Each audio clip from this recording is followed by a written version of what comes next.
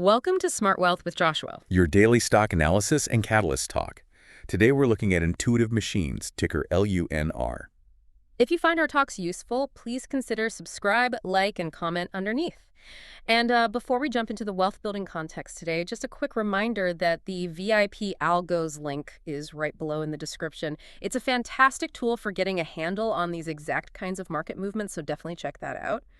So let's get into it. Imagine pulling off the impossible. Like, you actually become the first American company to successfully land on the moon in decades. Right, a massive historic achievement. Exactly. And you secure a $4.82 billion absolute monopoly contract with NASA.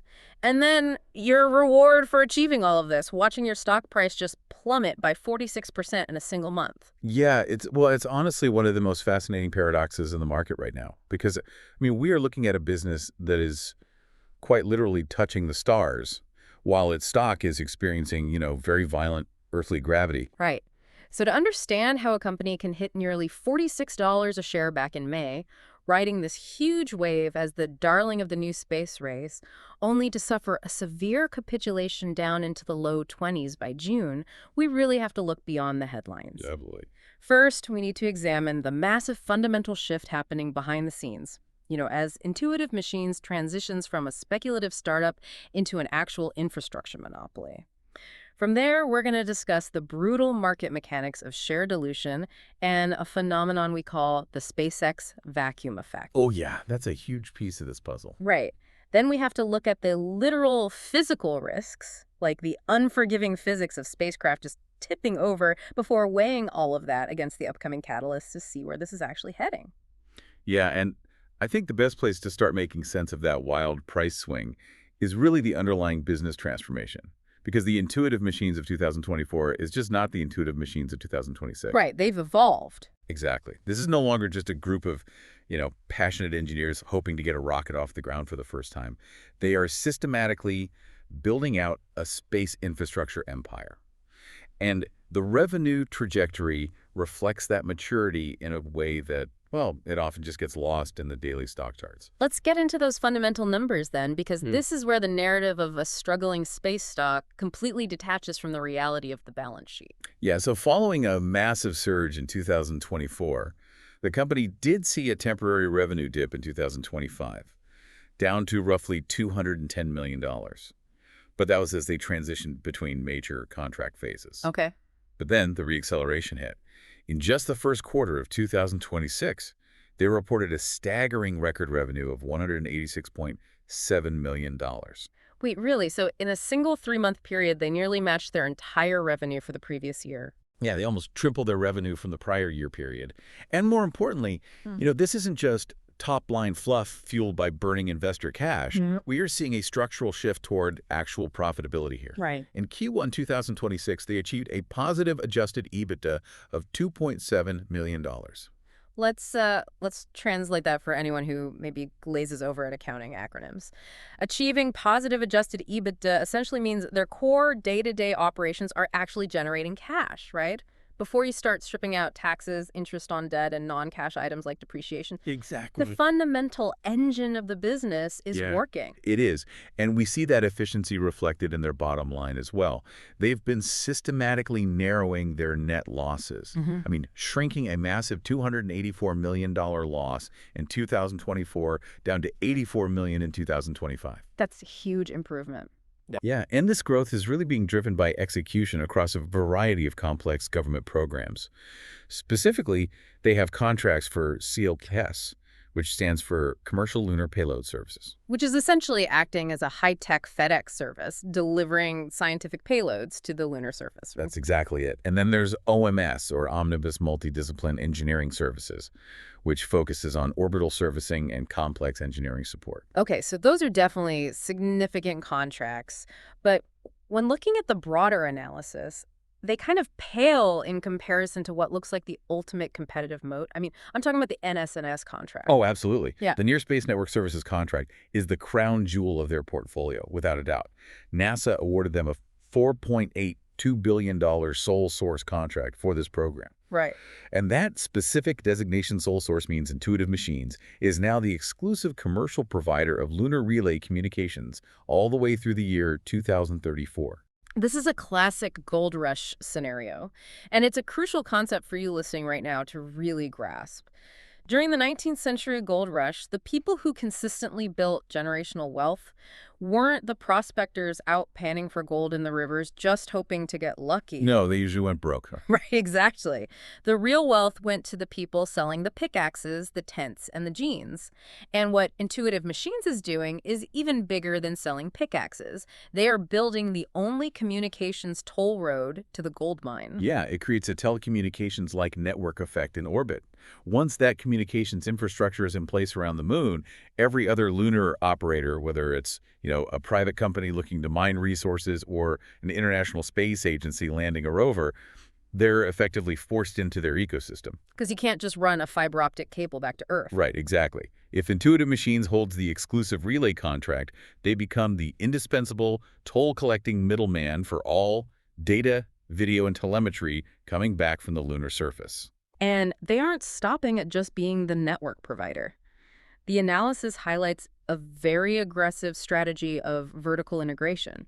Like, they want to own the entire supply chain. They do, and they are executing on that vision through some massive strategic acquisitions. First, they acquired KinetX to bring deep space navigation capabilities in-house. Okay. Because deep space navigation is incredibly complex. I mean, it involved calculating orbital mechanics, accounting for gravitational pulls of multiple celestial bodies, executing pinpoint trajectory corrections. Relying on third parties for that just introduces immense operational risk and a lot of cost. Right. And then came the $800 million acquisition of LUNR, right? Which was structured as $450 million in cash and $350 million in stock. Yeah, and that LUNR acquisition completely changes their manufacturing profile. It gives them flight-proven spacecraft manufacturing capabilities. So instead of relying on this fragmented supply chain of external vendors, which often leads to really expensive delays, Intuitive Machines can now build the spacecraft, launch it, navigate it, operate it on the surface, and relay the data back. Wow. It brings cost control and schedule control all under one roof. Identifying structural moats in emerging industries like this is how long-term value is built. I mean, the broader market gets so distracted by flashy rocket launches and immediate successes or failures. Totally. But the real structural wealth is built by the companies quietly locking down the boring, essential infrastructure before the broader market even catches on. I mean, they ended Q1 2026 with a record backlog of $1.1 billion, giving them massive revenue visibility for the next few years. And the analyst projections really reflect that visibility. They're modeling an 87.8% compound annual growth rate through 2028. That's wild. Yeah, that trajectory potentially puts them at $1.39 billion in annual revenue, with full profitability expected by that same year. Okay, so this brings us squarely to the giant flashing paradox of our talk today. We have a company building a multi-billion-dollar monopoly. They have vertically integrated their supply chain, they have a billion-dollar backlog, and analysts are projecting massive growth. So why did the stock just suffer a catastrophic 46% drop in June? Yeah, it's a huge drop. If the fundamental story is truly that strong, what triggered the sudden market panic that wiped out nearly half its value?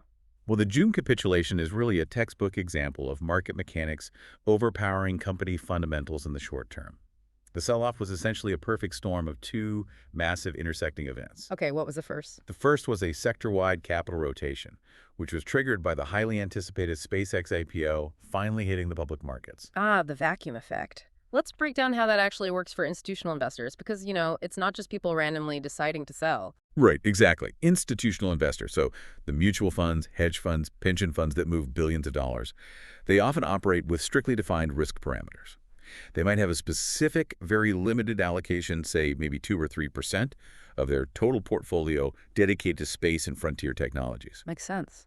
So when an 800-pound gorilla like SpaceX suddenly becomes available to public investors, portfolio managers don't just magically find new money to buy it. They have to sell off their smaller, riskier space assets like Intuitive Machines just to free up cash within that specific allocation bucket to buy the perceived safer, dominant player. Wow, so the entire sector dropped 23% in a single month simply because capital was physically rotating out of every other space stock just to make room for SpaceX. Exactly. That sector-wide pressure formed the backdrop.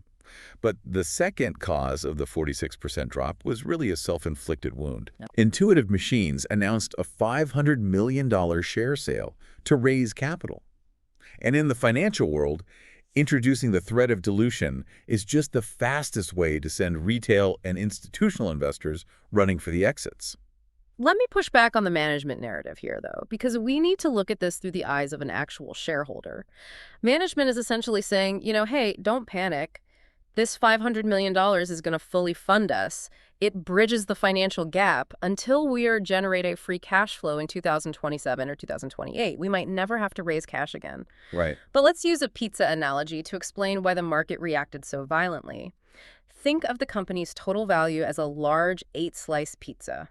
If you own one slice, you own 12.5% of the company. When the company issues millions of new shares to raise $500 million, they are essentially cutting that same pizza into 16 slices instead of 8. Yeah, that's exactly what happens. The pizza got a little bit bigger because of the new cash, but your individual slice just got dramatically smaller. You own less of the company's future profits. Getting diluted by $500 million hurts current shareholders right now. So, is the market overreacting to this share sale, or is this just appropriately pricing in the incredibly high, unavoidable cost of doing business in space? Look, the market's visceral reaction is entirely understandable given the capital-intensive nature of space exploration. However, when we analyze the options flow, the derivatives market where institutional traders place leveraged bets, we see a really fascinating disconnect from the panic selling. Oh. Yeah, despite the severe drop, smart money is showing heavy bullish speculation. Right now, the call-to-put ratio sits at 1.6 to 1. Meaning there are 1.6 bets that the stock price will go up for every single bet that it will go down. So options traders are looking at this 46% drop and seeing an overreaction. Exactly. They're positioning for a sharp rebound once the initial shock of the dilution clears. And a primary driver of that bullish sentiment is the stark valuation gap that has suddenly opened up across the sector. How so? Well, because of the sell-off, Intuitive Machines is currently trading at less than 10 times its annual sales. When you compare that to SpaceX, which went public and is currently trading at an astronomical 130 times sales, the discrepancy becomes pretty glaring. That brings up the concept of a re-rating. So for you listening, a re-rating happens when the market collectively decides to change the multiple it is willing to pay for a company's earnings or sales. If they continue to scale their revenue and prove their monopoly status, analysts expect the market will eventually have to bridge that valuation gap. Like, they won't stay at 10 times sales while the sector leader sits at 130 times sales. Yeah, the fundamental data suggests a re-rating here is highly probable as the SpaceX rotation stabilizes and the dilution is, fully digested by the market. Well, here's where the conversation has to shift from the financial realm to the physical realm. Because we can analyze valuations and options flow and share dilution models all day long, but with Intuitive Machines, we are dealing with undeniable, unforgiving physics. Very true. Operating in the vacuum of space does not care about your spreadsheet. A $4.8 billion communications monopoly doesn't really matter if your multi-million-dollar hardware literally falls over when it touches the lunar surface. No, it doesn't. Execution risk is the elephant in the room that just cannot be modeled away. And the physical track record for the company contains very public, highly scrutinized blemishes. Both their IM-1 and IM-2 lunar landers experienced partial mission failures upon reaching the moon. Because they tipped over. Yes, because they tipped over. Let's unpack the mechanics of why they tipped. Because they didn't just fall over randomly, right? There were specific engineering breakdowns that led to those moments. Yeah, there were. The IM-1 mission is a prime example of how microscopic errors cascade into massive physical failures. Before launch, a physical safety switch, which is essentially a pin on the lander's primary laser rangefinder, just wasn't flipped. Wow, just a pin. Just a pin. And because of that oversight, the primary landing sensors were completely disabled. The engineering team had to improvise this brilliant on-the-fly software patch to rely on an experimental optical sensor to guide the landing. But an experimental optical sensor isn't designed to handle the final critical moments of touchdown, is it? No, it wasn't calibrated for it. So because of the sensor issues, the lander came down with excess lateral velocity, meaning it was moving sideways too fast rather than coming straight down. Yeah. When one of the landing legs caught the lunar surface while moving laterally, the center of gravity shifted, and the entire spacecraft tipped onto its side. And while it was, a miraculous achievement to land intact after a sensor failure, a tipped lander is functionally compromised. Solar panels are pointed in the wrong direction, antenna alignment is restricted, and payload deployment becomes incredibly difficult, or even impossible. Which puts an unbelievable amount of pressure on their upcoming IM-3 mission. I mean, this isn't a routine test flight. This is a highly scrutinized make-or-break moment for their engineering reputation. Absolutely. We have this tipping risk balanced against a massive digital monopoly. So if the IM-3 lander goes up and for whatever reason the lateral velocity is off again and it tips over, what happens? Does NASA just walk away? Does that entire $1.1 billion backlog evaporate overnight? Or does their digital infrastructure insulate them from a total collapse? Well, the consequence of failure on IM-3 would be severe, but it wouldn't necessarily be fatal. NASA operates on strict timelines, and they will not wait patiently while a single contractor figures out their landing gear. Right. If IM-3 fails to achieve a clean, upright touchdown, NASA could quickly redirect future commercial lunar payload services task orders to competitors who are proving more reliable, like Firefly Aerospace.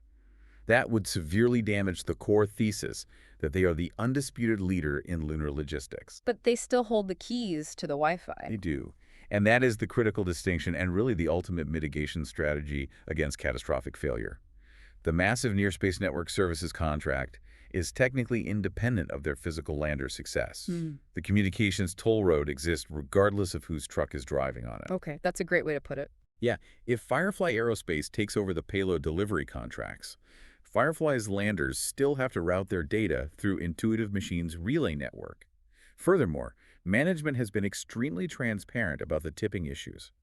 They are fundamentally redesigning the fail-safes, upgrading the sensor suites, and altering the landing leg geometry to lower the center of gravity for IM-3. So we are looking at a hybridized risk profile. The optics of a tipped lander are terrible, and they stand to lose lucrative physical delivery contracts if they can't stick the landing. But the digital infrastructure they are building in orbit continues to pay the bills and protect the downside. Exactly. The market will be weighing these two opposing forces very heavily in the coming months. We are balancing the incredible upside of a near monopoly in space infrastructure against the literal risk of hardware failing 238,000 miles away. So as an investor looking at this landscape over the next 6 months, my eyes are immediately drawn to their Q2 earnings report on August 6th. I mean, we need to see if they hold to that massive $1 billion revenue guidance for 2026. What other specific events should the market be watching to see how this plays out? Well, you're right. The Q2 earnings call will be absolutely critical, particularly for updates on how that $800 million Elantris acquisition is being integrated into their supply chain. Right. If management can definitively confirm they are on track for $1 billion in revenue, it will force the market to rethink the current valuation. But the second, and arguably more important catalyst, is the finalization of the $500 million capital raise. Clearing the overhang. Exactly. Markets despise uncertainty far more than they despise bad news. Right now, the threat of dilution is this abstract fear. But once the exact share count is updated, finalized, and locked in, the market can mathematically quantify the exact limits of the dilution. The unknown becomes a known. Yes. And once that overhang clears, institutional investors who have been sitting on the sidelines often feel safer jumping back in, knowing the pricing floor has been established. Taking all the data, the fundamental revenue acceleration, the SpaceX market dynamics, and the physical engineering risks into account, what is the final investment verdict here? And just a reminder, we aren't telling you to buy, sell, or hold. We're just giving you the analysis. Right, we were just unpacking the analysis provided. But the consensus view gives Intuitive Machines a bullish score of 7 out of 10. Wow, a 7 out of 10 despite the lander's kipping and the stock dropping 46%. Yeah, because the analysis frames the June sell-off largely as an anomaly, a temporary pricing error driven by the massive capital rotation toward the SpaceX IPO and the initial shock of the capital raise. Okay. At its current valuation, the stock is viewed as a deep value entry point. Yeah. The strategy outline suggests an accumulation phase over the next 3 to 6 months leading up to the critical IM-3 mission launch. The core thesis is that once the dilution dust settles, the underlying fundamentals, like the 87% projected growth rate, the billion-dollar backlog, and the absolute monopoly of the NSNS contract, all of that will drive a sharp upward re-rating of the stock price for the long-term view. Well, for you listening to this analysis today, your takeaway really relies on your ability to separate short-term market noise from long-term operational signal. The SpaceX hype cycle and the fear of your pizza slice getting smaller created this massive wave of negative sentiment that crashed the stock. Yeah, it really did. But beneath that turbulent surface, the long-term systematic execution of building an inescapable lunar monopoly is quietly continuing. You ultimately have to ask yourself which time frame you are investing in. Are you trading the monthly sentiment, or are you investing in the decade-long infrastructure build-out? The sheer scale of the ambition here is what makes this so compelling to study. It is a highly volatile, exceptionally high-stakes infrastructure play. It manages to combine the mundane, predictable financial security of decade-long government contracts with the absolute, unforgiving physical reality of firing complex machinery into the void of space and hoping it balances on the rocks. It is the ultimate collision of finance and physics. And again, just to reiterate one final time, we are not giving investment advice. We are just here to extract the fascinating financial narrative hiding inside the data. And hey, if you found this breakdown helpful, remember to subscribe, like, and comment underneath. And definitely check out the VIP Algos link in the description below to get an edge on these kinds of setups yourself. But as we wrap up today, I want to leave you with a broader, somewhat philosophical question to mull over. We've spent this entire conversation talking about EBITDA, margins, capital rotation, and sensor calibrations. But if you take a step back and look at the macro picture of what is actually happening, it is profound. Oh, absolutely. As private companies lock down 10-year exclusive communications contracts, we are witnessing the real-time privatization of lunar infrastructure. We aren't just exploring the moon anymore for the sake of science, planting flags, and taking rock samples. We are actively watching the zoning, the commercialization, and the foundational economic rules of an entirely new planetary economy being written in real time. When a single, publicly traded corporation controls the only communications toll road, the only Wi-Fi router on the moon, who truly owns the infrastructure of space. We started this conversation talking about financial gravity. But as the frontier of human economy permanently moves into orbit, the companies building the toll roads right now might just be the ones who end up writing the laws of gravity for everyone else. Think about that the next time you look up at the moon.